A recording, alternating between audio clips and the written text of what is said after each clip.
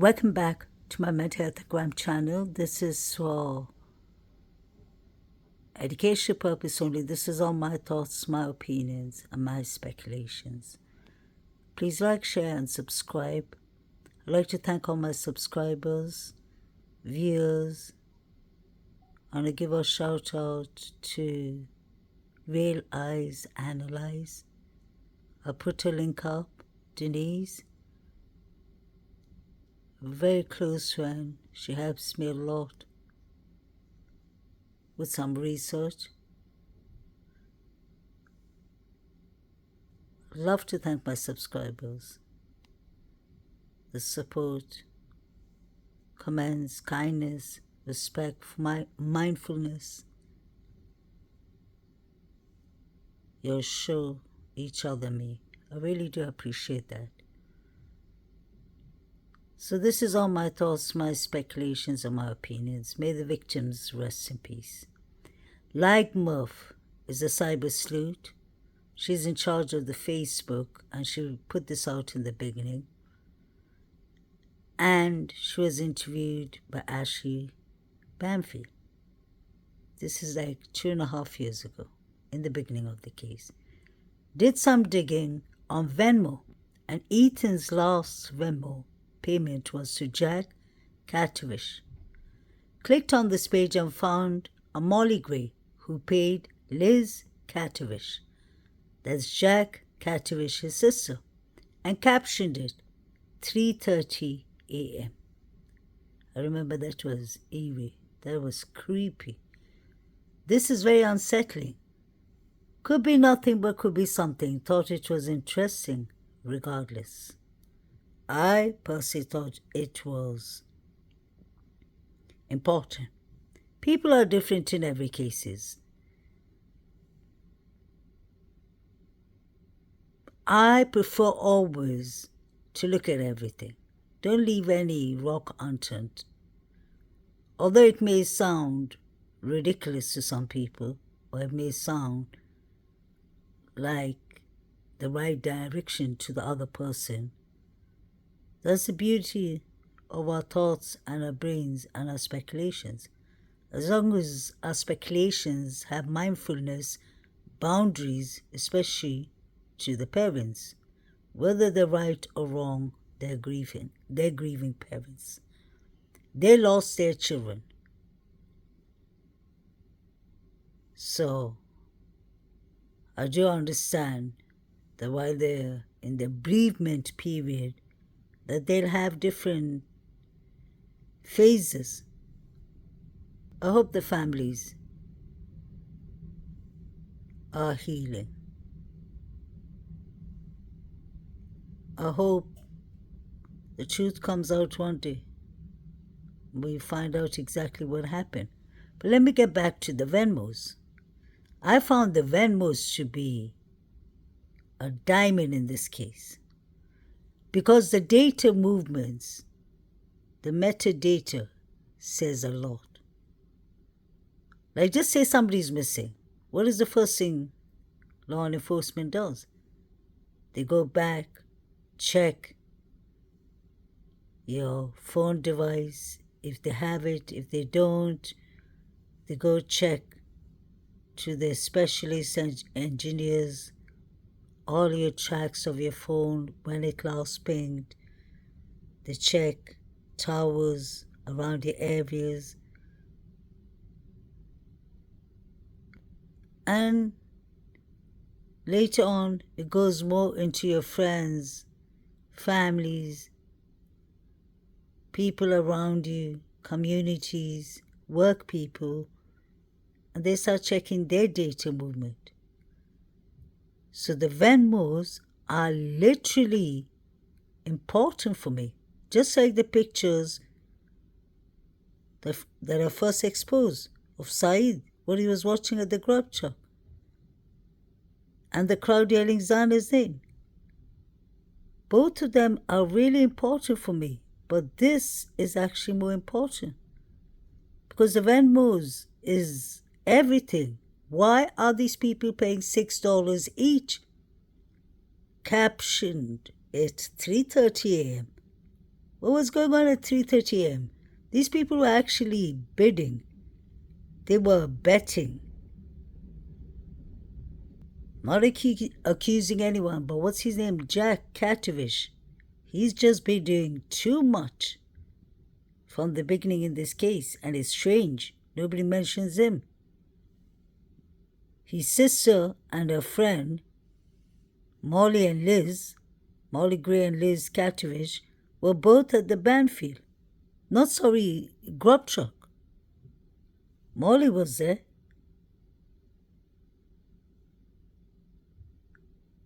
There was something going on that the 4 victims did not know. They had tags on their back. Look at all the people standing in the grub truck. That wasn't normal. That's absolutely not normal. I don't know in which world it is normal. People go to get out a grub. People can be intoxicated, but I'm talking about it looked like a team of wolves. Kaylee was on the phone 24/7. Shawalter was trying to peep into her phone. I think I've watched The Grub Truck and analyzed it than any movie I've ever watched in my life, or any job I've ever taken in my life. Pay attention. Jovito is lying to his teeth. He says that Shawalter is a good guy. Then he says he doesn't know him actually.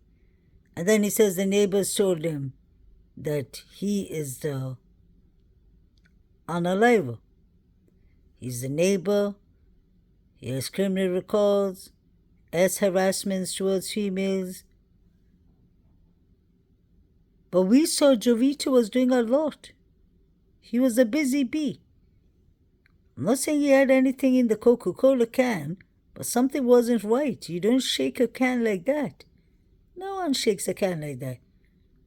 And Jovito was like literally on TikTok doing interviews like no man's business. He didn't even show much empathy or respect to Maddie and Kaylee when he was talking about them. Could have to do with age, but still, the respect should be there. I want to know what Jack K, his sister, Liz KATOVICH, and Molly Gray, and SAEED Sheikh were up to with these Venmos. SAEED was sending his Venmo to David Baracho, the guy on the Amazon Prime One Night at Idaho, Moscow. Don't let David Baracho fool you for a second. That man had fantasizations for DEATH, which is all over his TikTok. He was coming around to social media and basically provoking people to argue with him about the 4chan. And I'll show you all evidence later. David Baracho got paid well. These people are earning good money, whether it's books, Amazon Prime, Howard Bloom. Now he has enough pension to rest off. But on whose behalf? He did half of the damage to the case, in my opinion.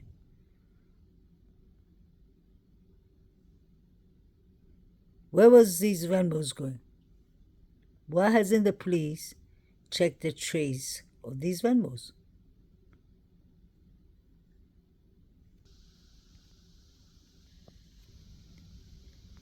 November 13th, 2022. SAEED sends a Venmo, SAEED S, paid to David Baracho. Now that's evidence. He paid him $6. This was at 2:13, was it? a.m. So we have Liz KATOVICH sending Molly, or Molly sending Liz, and then we have Jack KATOVICH sending someone else a Venmo. We have SAEED sending David Baracho a Venmo. This couldn't have all been coincidence. This is a pattern. This is a trace. This could have been linked to all the accounts. SAEED was watching crime scene pictures in front of the cops like nothing happened. Explain that. Keep in mind, the same David Baracho you see on Netflix Prime, sorry, not Netflix, Amazon Prime, is this David Baracho. He's the one who had beef with Ethan and Zana. It kicked off at the party. I don't believe Hunter Chapin on the Amazon Prime one night at Idaho, Moscow. He said that Ethan and Zana spent time in his Sigma Chi fraternity room. I don't believe that to be true, unless they got attacked there. From the beginning, the confusion started with Ethan and Zana's trace. The police didn't even know anything. They were asking the public for help. Sigma Chi was responsible for hiding the timelines. David B. wasn't doing a good job as Ethan's tutor. David Lodge was on steroids. These two were called butt buddies. Hate to say that. So it kicked off from there. David Lodge and steroids, I can imagine, with alcohol, with pills, or whatever they're doing in this college age. Things could have gone bad. Ethan not only disrespected him, in public, in front of his frats, and the Davids are seniors. I think it became a rage that couldn't be controlled. Isn't it strange that on the Prime episodes, David Baracho said that he signed up for Sober Watch that night? So was he driving the white truck, allegedly? David Baracho, where was Saeed Sheikh sending you? The Venmo is my question. I remember, if I go back and check, I can find one social media text. He was arguing with someone, and when he was gathering the money, the $6 people were sending him, he said he needed new furniture for his room. He was being sarcastic, allegedly. David Lodge never spoke, but Baracho's been running his mouth from day one. Sigma Chi fraternity knew exactly what they did. But there's something not right with Hunter, Emily, the emotions. Why isn't DM and BF? Why aren't they talking? Why isn't there any interviews of them? Are they agents? What's going on? I'm serious. Are they informers?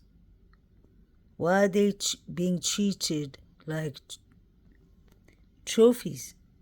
Don't they have an explanation?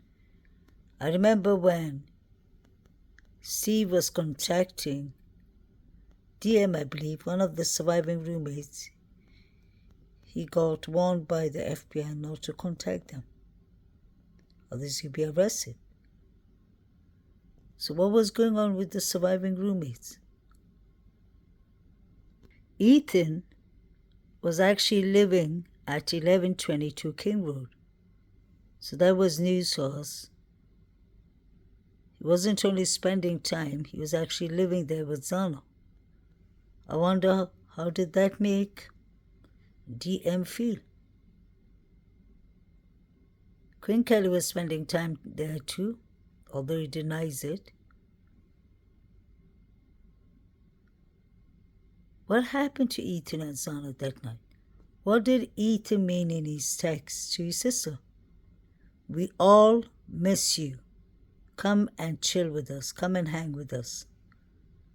Who is we all? Was that there has to be more than him and Zana? There could have been Hunter and Emily. And DM and BF. Allegedly. Because I don't think Maisie will be chilling with Kaylee and Maddie. They're the senior lot.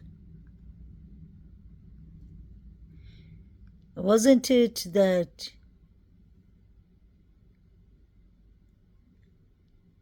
Kaylee belonged to, what was her sorority?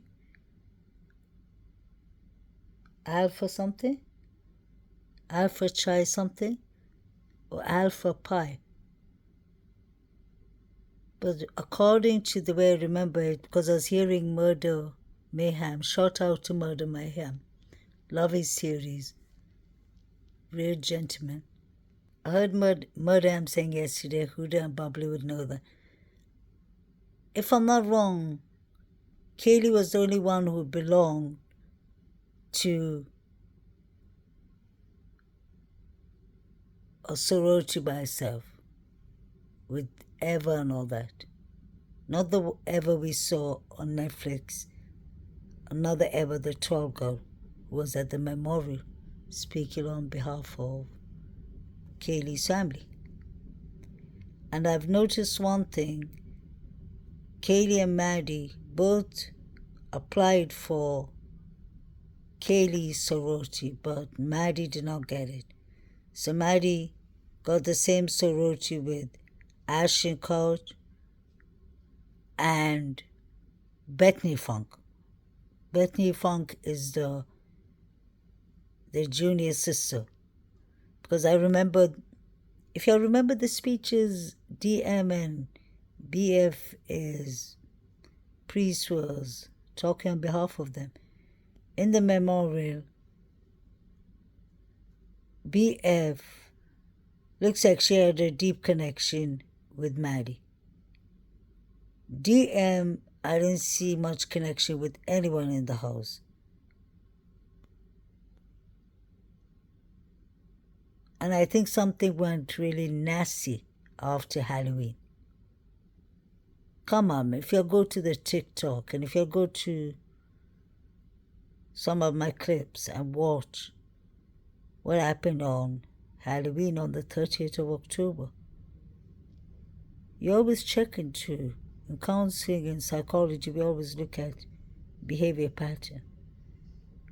We always look at what was the last things going on. Besides the regular with college students like hazing and drinking and smoking and whatever, popping pills or whatever they do, there was more going on. There was a lot of hate, a lot of setups, a lot of evilness. And these Greek lifestyles, we have learned a lot about how they live. I grew up in a boarding school, so I would know a lot about pledging oaths and such things. But come on. All of us used to be bullied and bully people. But there was a limit, there was a boundary. Like literally aliving people is unheard of. That's why it does look like a crime of organization. Always remember the beginning. They said 3 unidentified male DNAs. Not the Maddies one that came up later on in court that Ann Taylor said 3 mixed male DNAs were found under Maddie's nails. That was later on. I'm talking about the first time. 3 unidentified male DNAs. Let's go over that. Always remember the beginning. Because when they start changing things. You have to be woke. Pay attention to what's going on. Because they're literally, just because Koberger made a plea deal for whatever, now they're literally calling him an incel, comparing him to Rogers, comparing him to a psychopath. Literally, without even taking therapy or without even taking a psychiatrist evaluation, without even knowing his mental state. They keep on addressing, if you'll notice, his neurological state, and that's more to do with the brain doctor. But what about his mental state? Because I know, as a mental health counselor, I know that he suffers of OCD. He suffers of snow vision. He suffers of anxiety. He suffers of depression. He said that in his article when he was a kid. Who doesn't? But that doesn't make him unalive. Where's the fair trial? Why would Koberger just out of the blue come and decide, like Emily said, to pick these 4 victims? Like, okay, let me take Ethan tonight, and yeah, we take his girlfriend too, and we take Maddie and Kaylee upstairs. He has no motive. If he wanted to do these crimes, he's actually tried dating. If you remember the girl he dated and he started tickling her, it just shows that he has childish behavior. And as a cognitive behavior therapist, I really do understand that. There could be development issues, and he does have a neurological disorder. So his development could be a bit later in certain areas, but that doesn't make him an unaliver. This is so unfair. Everyone is sitting and analyzing him like they got his disorders, that he's an antisocial person, disorder person, a psychopath, and now they're labeling him an incel just because he was a bright student. I've studied psychology, I've studied mental health counseling. I have the license as a therapist, but that doesn't make me, just because I have knowledge about how cognitively the behavior and your patterns tell a lot about you. Your cognitively, the way you think. Koberger just looks like he's more like he thinks like a child. He looks like he's a bit awkward. Let's be real. He's weird. But that is the signs of ASD too. Autism spectrum disorder isn't a joke. If I'm not wrong, there's 1 in maybe 10 children, 7 children that have ASD disorder, are born with it. So this is a genetic thing. Environment has something to do with it too. Some people believe vaccination has something to do with it too. Depends who you ask. But the fact that his 2 sisters are older than him, you have to look at the family structure of Koberger. Of course, he's going to be socially awkward because he's born with 2 older sisters. He doesn't have any brothers his age. He doesn't have any friends his age. But when people are just literally judging a person because they look awkward, or because they have OCD, or because they have a special way of walking or talking, that isn't fair. This is somebody's life. I'm sure people in my channel, my subscribers, like my family, I'm sure we think alike. We want just the correct justice. If Koberger did it, so be it. But give him the fair deal. Where is these 2 surviving roommates? What are they, informants? We never get to see or never get to hear them. Even they disrespected the victims by not even coming to the memorial. Now it's 2 years and 8 months. What is the excuse? Hunter and Emily are the new twist in the case. So, okay, let's throw them to social media. Let them analyze them. I don't even understand half of the time what Hunter's talking about. It just looks so... It's like their thoughts are so on point, but the expressions don't suit the thought. It's like something is not right. I'm still trying to make sense. It's like they're reliving the unalivings, allegedly. I don't know. They're smiling, laughing. The interview with ABC, that wasn't normal at all. I'm entitled to my opinion. It's past the grieving time. These people are texting each other. Why is Hunter Chapin saying that Ethan and Zana spent time at my room? The last person that spoke to Zana was Zana's father. He said she was chilling at home. So I'll take that as the gospel. Maisie, thank you. Let us on something. Very important.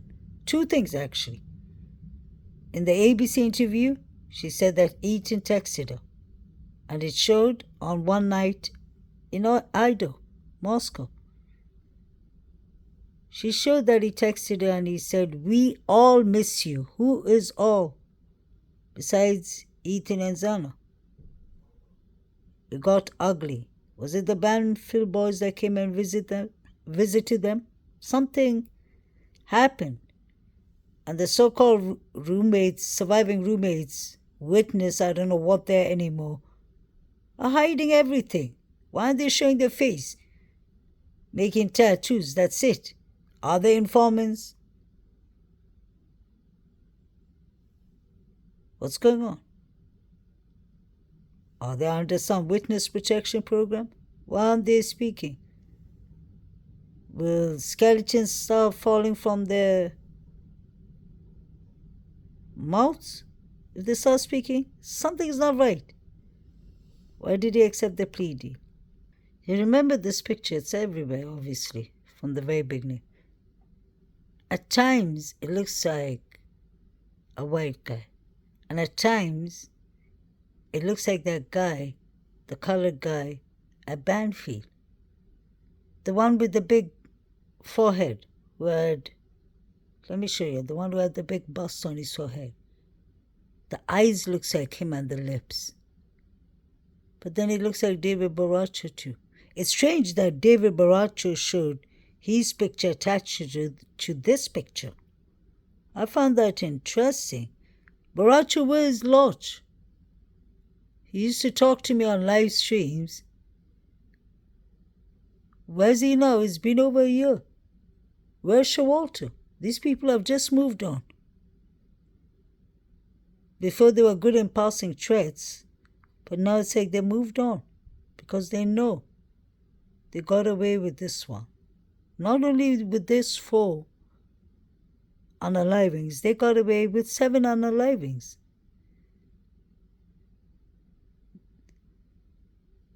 They passed count. And then the one assault with Timmy. They were celebrating more than Vandals win or lose. I think they lost anyway. Calling out Zana's name. 3:30, this person with the mask was seen on Gio's Snapchat. And now we've seen that there was talk about OD. I've always said that in the beginning.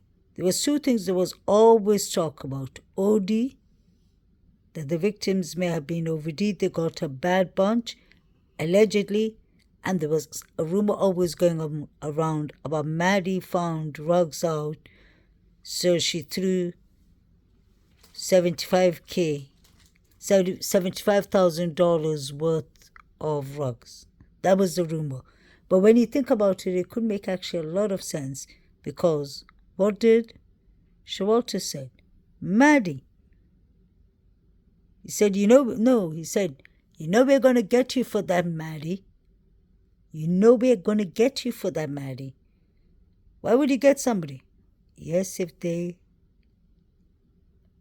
mess around with your money, your pride, your ego, whatever. This was all hate, revenge, rugs, jealousy, brewing beef. And David Lott is casually brushing it away. Let me know what y'all think. Please like, share, and subscribe. May the victims rest in peace.